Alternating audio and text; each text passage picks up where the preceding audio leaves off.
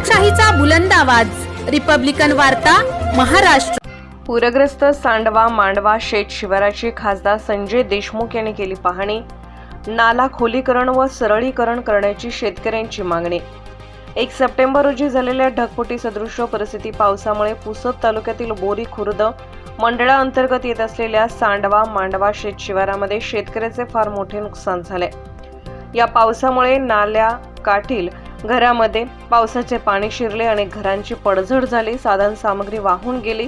तसेच या शेत शिवारातील नाल्या काठावरील पावसाच्या प्रवाहात शेतजमिनी खरडून गेल्या। अनेक शेतकऱ्यांच्या विहिरी खचल्या, शेती उपयुक्त साधने पाण्याच्या प्रवाहात वाहून गेलीत। हातातोंडाशी आलेल्या पिकासोबत सुपीक माती खरडून गेली। तोंडाशी आलेला घास निसर्गाने हिरावून नेला। कापूस, सोयाबीन, तूर यांच्यासह इतर पिके नष्ट झाली।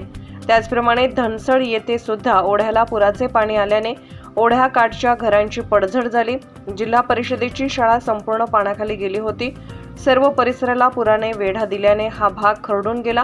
शाळेतील लहान बालकांना आज उघड्यावर शिक्षण घ्यावे लागत आहे। या शाळेला संरक्षण भिंत असणे अत्यंत आवश्यक असल्याचे शाळेच्या मुख्याध्यापकांनी खासदार यांना सांगितले।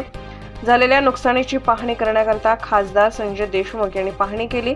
यावेळी ग्रामस्थांनी नाला खोलीकरण व सरळीकरण करण्याच्या मागणीचे निवेदन देण्यात आले। यावेळी खासदार संजय देशमुख, माजी जिल्हा परिषद उपाध्यक्ष ययाती नाईक, जिल्हाध्यक्ष प्रवीण शिंदे, रंगराव काळे, रवी पांडे, विजय बाबर, हर्षद साकला, दत्तराव पुलाते, पोलीस पाटील, विजय राठोड, उपसरपंच सुधाकर चव्हाण, तंटामुक्ती अध्यक्ष गोपाल मंदाडे, पप्पू ठाकूर, राहुल सहारे, शंकर माटे, सुनील करे, वैभव फुके, महादेव डोळस, अनिल पुलाते, तुकाराम चव्हाण, साहेबराव ढोले, गजानन तामसकर, बळीराम आबाळे, हरिभाऊ आबाळे, किसन आबाळे, रमेश ढोले, कैलास राठोड, हरिभाऊ धाड, राजेश मंदाडे, कैलास आबाळे, भगवान आबाळे, गणेश आडे, प्रकाश राठोड, उत्तम आडे, प्रभाकर ढोले, ज्ञानेश्वर काष्टे, ज्ञानेश्वर आबाळे, तेजस आबाळे, काशीनाथ मंदाडे आदीसह मांडवा येथील नुकसानग्रस्त शेतकरी मंडळी यावेळी उपस्थित होते। रिपब्लिकन वार्ता न्यूजसाठी विदर्भ उपसंपादक राजेश ढोले, यवतमाळ।